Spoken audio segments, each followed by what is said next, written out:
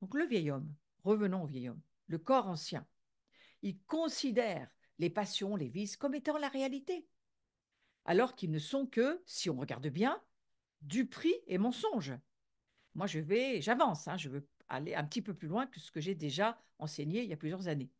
Donc ce vieil homme, il se représente la gloire de ce monde, le prestige, le pouvoir, le plaisir, la sensualité, l'opulence, le sexe, tous les degrés de l'immoralité comme falsification, contrefaçon, fraude, vol, meurtre, toutes ces choses-là, eh bien, ce sont des choses nécessaires, importantes, inévitables, et il vit dans ce domaine-là.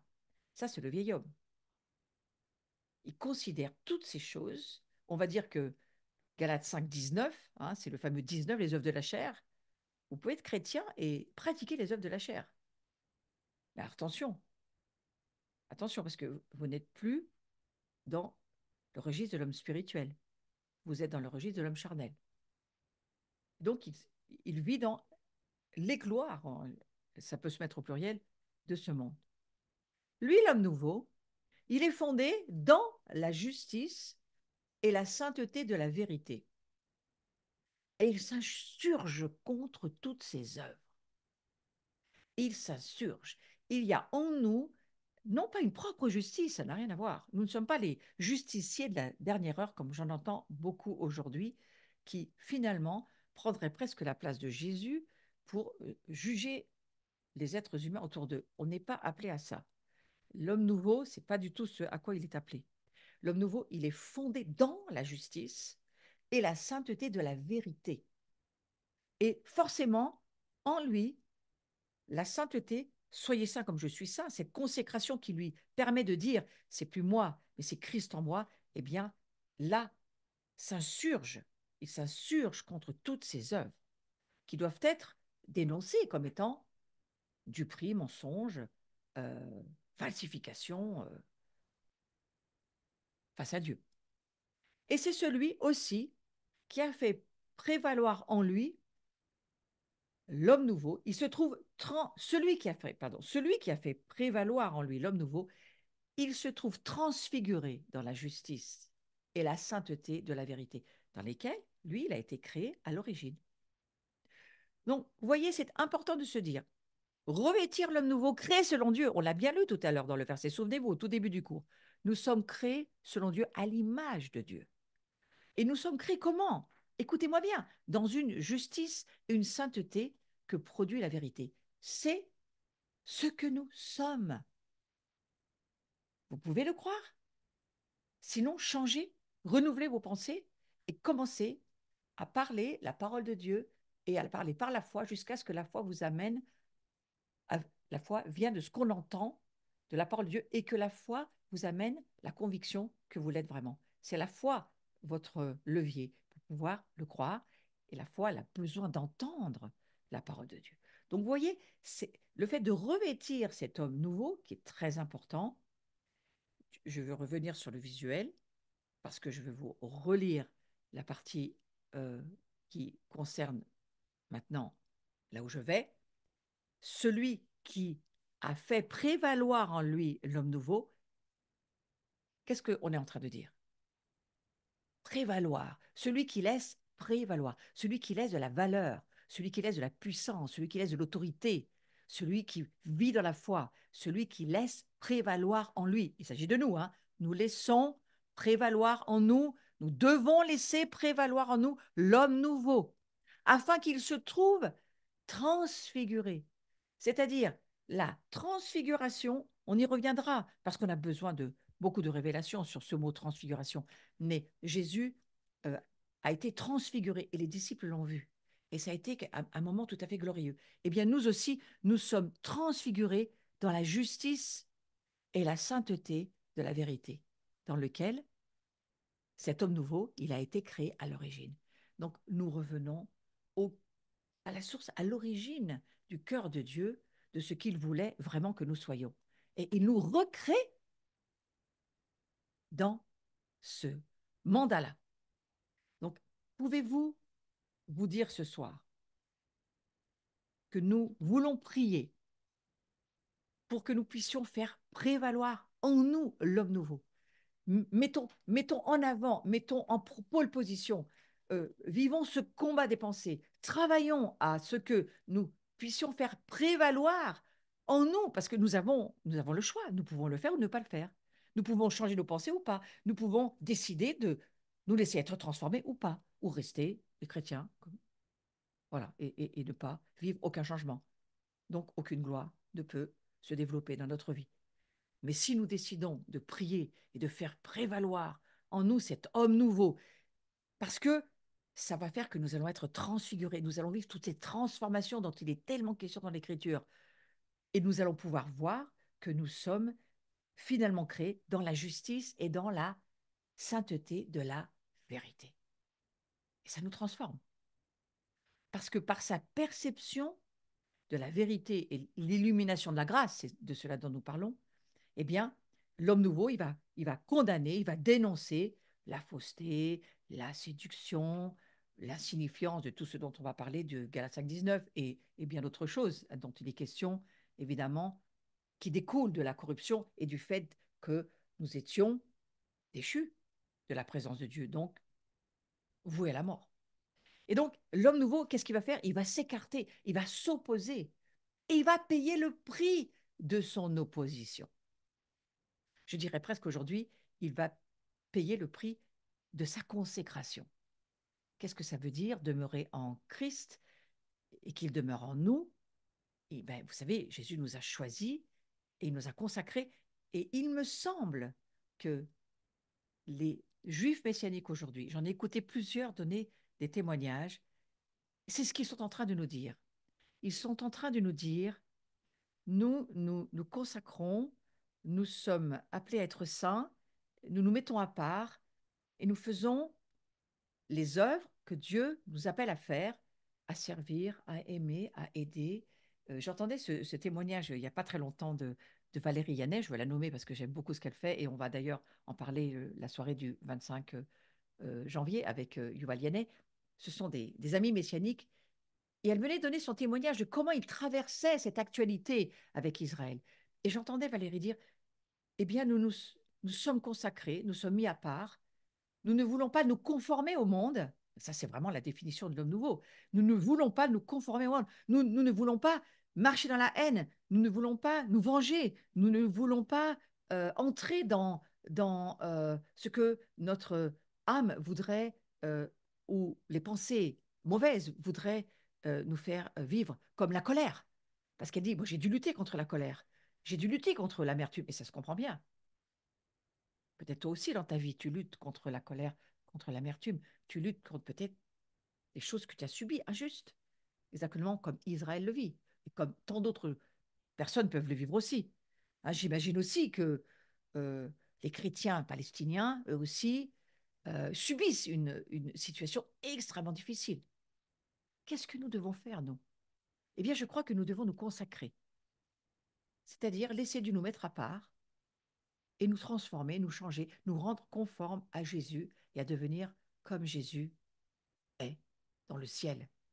Il est la tête, nous sommes son corps, alors nous n'avons que le choix de devenir comme lui, finalement, si c'est ce que nous sommes vraiment.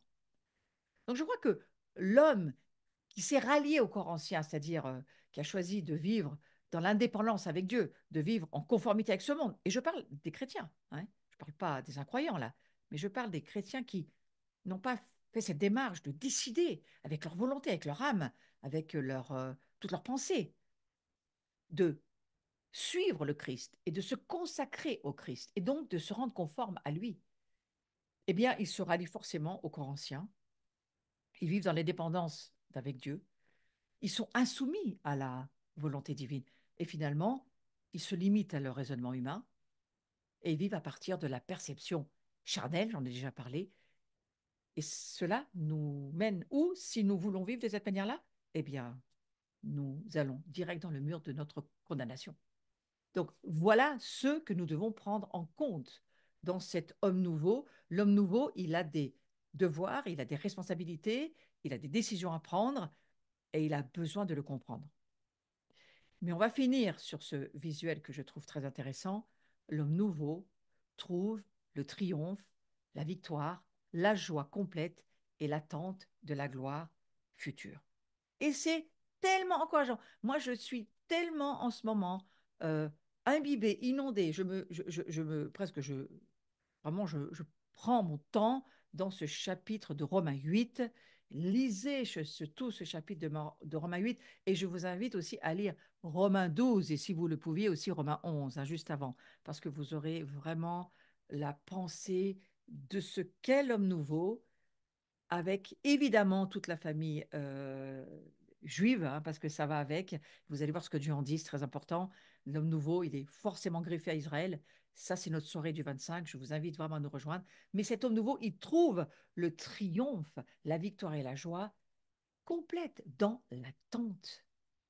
Il attend quoi? La gloire. Il attend la gloire future. Il y a une gloire, l'espérance de la gloire. Et regardez ce verset qui nous dit, en effet, tous ceux qui animent l'Esprit de Dieu sont fils de Dieu. Ou tous ceux qui sont animés, hein, ça dépend les traductions. Un peu plus loin, enfant et donc héritier. Héritier de Dieu et donc co-héritier du Christ. Ça, c'est tout le passage de Romains 8 qu'il faut reprendre. Et j'ai beaucoup aimé, et je l'ai mis sur le visuel, en effet, tous ceux qui sont conduits par l'Esprit de Dieu sont fils de Dieu. Ça, c'est Romains chapitre 8, verset 14. Or, si nous sommes enfants, nous sommes aussi héritiers de Dieu, co-héritiers de Christ. On le relit encore une fois, Romains chapitre 8 au verset 17. Alors, ce soir, nous pouvons donc dire au Seigneur, et c'est une grande prière qu'il nous faut faire ce soir, je ne veux en aucun cas, Seigneur, revenir à ce que j'ai vomi finalement, c'est-à-dire la vieille nature, c'est ce choix qui n'était pas un choix, parce que nous sommes nés finalement de père et de mère charnels, et nous naissons d'une nature charnelle donc corrompue, et nous ne pouvons pas, la chair ne peut pas donner naissance à des choses spirituelles, c'est impossible, elle ne peut donner naissance que selon son espèce. La chair, elle produit des choses de la chair. Il nous faut l'esprit pour produire et être ou transmettre des choses de l'esprit. Donc, il nous faudra Jésus pour cela. Et Jésus va venir pour nous offrir à la croix. C'est cet échange extraordinaire de passer du corps ancien, de la vieille euh, nature que nous étions, le vieil homme, la vieille femme dont il est question dans l'Écriture. Eh bien, nous devenons vers d'état, notre identité va être cette nouvelle création, cet homme nouveau en Jésus-Christ, et qui, lui, nous promet cette gloire, nous promet la vie éternelle, nous promet euh, de nous aider par le Saint-Esprit à vivre dans tout ce processus de maturité. Mes frères et sœurs, c'est ce que je prie ce soir, c'est que nous ne nous lassions pas à grandir en Christ, que nous ne nous lassions pas de passer au prochain niveau de gloire que Dieu veut pour nous, que nous ne nous lassions pas et que nous ayons de plus en plus faim et soif de Dieu pour pouvoir voir et entrer et vivre l'expérience des nouvelles réalités invisibles qui nous attendent dans les cieux et que Dieu veut pour nous, parce que c'est ce qu'il veut pour nous. Bien sûr qu'il veut que nous gagnions ce monde et que nous amenions des hommes et des femmes à Christ, et bien entendu, c'est ce que nous allons faire et nous le faisons déjà. Mais ce que nous voulons aussi, c'est grandir, grandir dans voir ce poids de gloire grandir en nous, voir de mieux en mieux, de plus en plus qui est Jésus, qui est le Christ, vivre une vraie intimité. Je disais une lecture ce matin que s'il n'y a pas d'intimité, il ne, il, il ne peut pas y avoir autre chose que de la stérilité. Sans intimité avec Dieu, toute notre vie est stérile. Vous voulez que nous portions du fruit? Moi, je le veux, c'est ce que nous demande la parole de Dieu. Portez du fruit, demeurez en moi et portez beaucoup de fruits. Eh bien, voyez, cette intimité, cette union avec Jésus, le fait que nous devenions un esprit avec lui, créé à son image, c'est cela, c'est l'intimité que nous avons avec Jésus, avec sa parole, avec le fait que nous venons à sa table, nous vivons dans une communauté chrétienne, nous avons des relations avec des chrétiens, nous partageons, nous vivons l'adoration ensemble. Eh bien, cette vie spirituelle, elle produit un poids éternel de gloire. Ouais. Et c'est cela que je nous souhaite et que je prie pour chacun d'entre nous, que nous puissions voir notre intimité, cet homme nouveau créé puisse grandir dans l'intimité et dans la production. Nous ne produisons pas, nous travaillons à une relation et puis le Saint-Esprit produit en nous ce que la relation permet de créer. Donc que nous puissions porter beaucoup de fruits à la gloire de Dieu et que notre intimité prenne du poids de façon à ce que aucun de nous ne soit stérile, mais au contraire, permette au Saint-Esprit de produire le royaume de Dieu en nous. Voilà, ce soir, je souhaite à chacun une très belle soirée et je prie que vous soyez encouragés à découvrir de plus en plus qui nous sommes, quel est cet homme nouveau créé dans le Messie Yeshua. Amen pour chacun d'entre nous. Alors, je vais vous donner quelques petites annonces ce soir, parce que c'est l'heure de le faire. Il est 20 heures pile, bien à l'heure. Nous allons avoir le prochain cours, donc qui va être jeudi prochain, hein, et ça sera le 18 janvier. Voilà, à 19 heures, nous aurons ce cours. Ensuite, je vais directement le week-end qui suivra ce jeudi, le 21 janvier après-midi, c'est un dimanche. Faites attention, ne vous trompez pas, ne venez pas le samedi. Il y en a déjà qui m'ont demandé, est-ce que c'est le week-end? Non, c'est de 14 heures à 19 heures. Lisez bien le visuel. Je le dis à ceux qui vont écouter aussi sur cette vidéo. Et nous aurons, je vais donner deux enseignements différents sur la louange, parce que la gloire, c'est le sujet qui m'a été demandé, la gloire de Dieu. Et ensuite, nous aurons une messe charismatique ensemble avec le Père Jean-Michel Tour à 17 heures. Voilà, donc ça, c'est ce qui concerne le week-end prochain. Ensuite, voilà, je vous ai parlé de cette soirée. Rejoignez-nous. C'est un YouTube, donc vous pouvez nous rejoindre, mais si vous êtes en direct, c'est beaucoup mieux. Et vous pouvez chatter, parler et avoir des réactions en ligne. Euh, Branchez-vous, s'il vous plaît, sur notre chaîne Abri France, ou vous pouvez aussi vous brancher sur ma chaîne Florence Maréchal Pasteur. Les deux chaînes YouTube vont fonctionner. Il y a d'autres réseaux aussi, mais ça, c'est vraiment bien si vous pouvez nous rejoindre sur ces deux chaînes-là. Et nous allons avoir une soirée choisie, l'arbre de la vie, et nous avons vraiment des intervenants très, très intéressants. Tout est sur notre site. Vous pouvez voir toutes les informations. Cette soirée, c'est à 20h30. Donc, voilà, je vous attends vraiment ce soir-là. Euh, Ensuite, nous avons de nouveau notre cours le jeudi suivant. Et puis, moi, je vais me retrouver de nouveau le week-end suivant à Bordeaux. C'est sur un week-end, le 27 et 28 janvier, et je vais être avec les femmes, donc ça s'adresse qu'aux femmes. Désolée pour ces messieurs, mais pour une fois, c'est que pour les femmes. Et nous avons avec le groupe des Cénacles, avec Myriam Aguila et puis Marie-Christine Duval, nous aurons un week-end magnifique entre nous et nous allons voir Dieu venir nous bénir, nous guérir et nous parler.